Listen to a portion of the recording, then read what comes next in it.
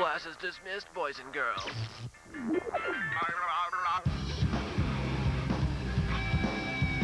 You're in. Let's go! Previously on the YTV Retrospective. I just pull the plug and...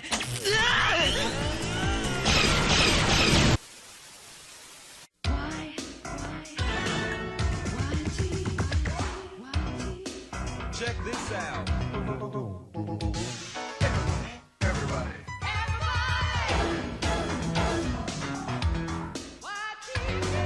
Check it out. When it comes to the puppetry of Jim Henson and his successors at the Jim Henson Creature Shop, there are two distinct designs to them. First are the Muppets, in line with shows like The Muppet Show, Sesame Street, and Fraggle Rock. Then you have the realistic and more fantastical designs adapting the art of Brian Froud, with projects like The Dark Crystal, Labyrinth, and The Storyteller. And then there are projects that fit right in the middle. Designs that have more realistic looks, but also more cartoony as well, like The Muppets. This series would most likely fit in the latter. This is Brats of the Lost Nebula.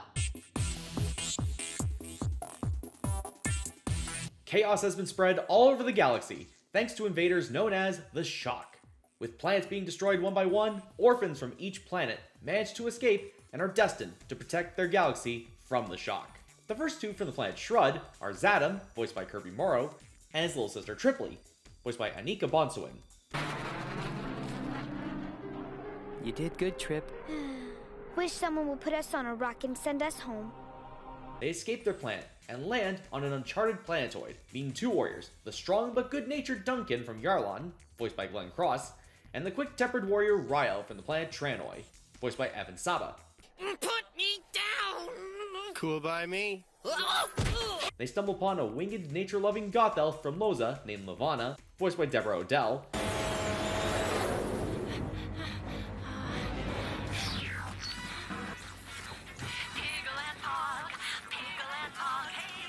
Adam loves this show. I don't.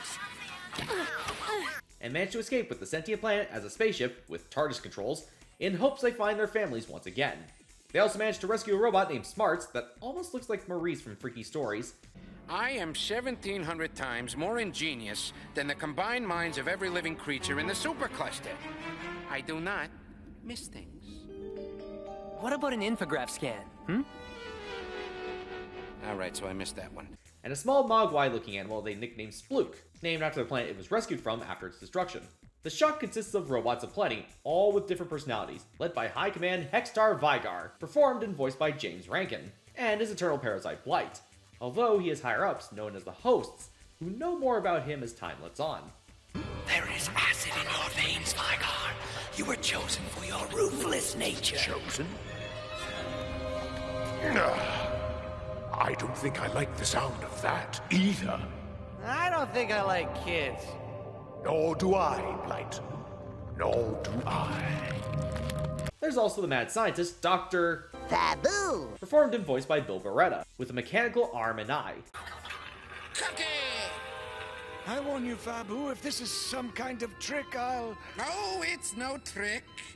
It's a cookie. A snickerdoodie, I believe. The series was created by Dan Clark, with his company Wandering Monkey Entertainment, who had helped create shows like Ninja Turtles: Next Mutation, The Save-Ums, and Yo Gabba Gabba. He was also executive producer, alongside Brian Henson of the Jim Henson Company, Stephen Denyer, and Margaret Loesch.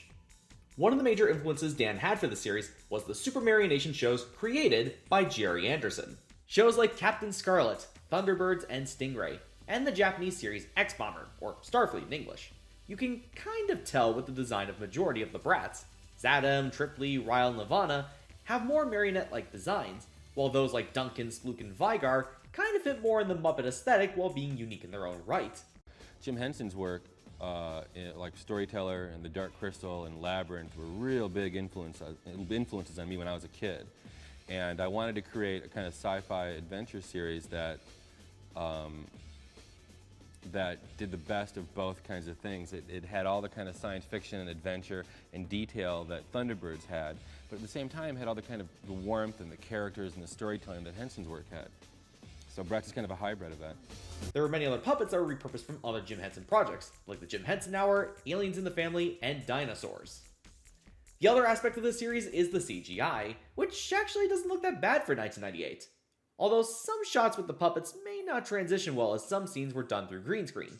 The filming of the series was done in Toronto, Ontario. From 1998 to 1999, the series ran for one season with 13 episodes.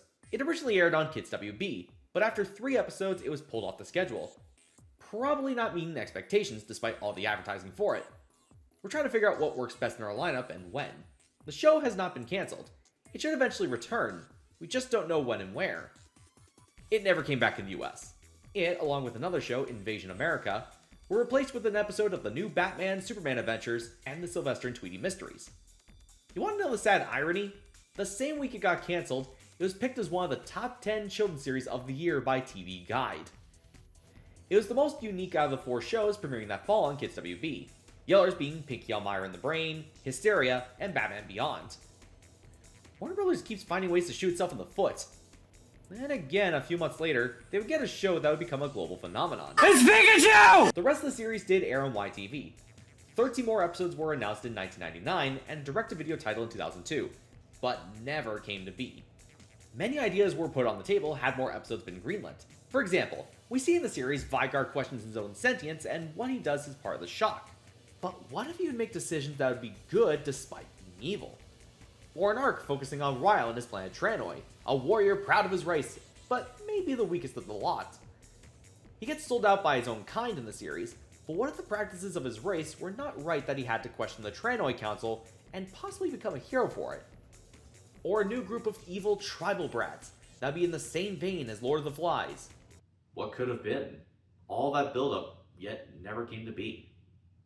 It was a collaboration with the Jim Henson Company and Decode Entertainment. The CG of the series was done by a Canadian studio called Core Digital Effects, who previously worked on... oh no. Now get ready for my ultimate anti-Ninimon super secret power! And the Disney movie The Wild, before shutting down in 2010. Some episodes were released through streaming as part of the deal with Shout Factory. Thankfully, the entire series has been added to the streaming services Tubi and Roku. For the first time since it aired 27 years ago, the US would be able to watch the entire series. It was a very ambitious series, yet gone too soon, but would be a foot in the door for the Jim Henson Company when it comes to science fiction.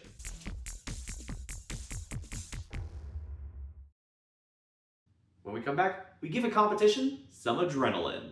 Next time on the YTV Retrospective. Welcome to the Adrenaline Project. You come here to win, or did you come here to whine, son? The Adrenaline Project, Saturday at 7.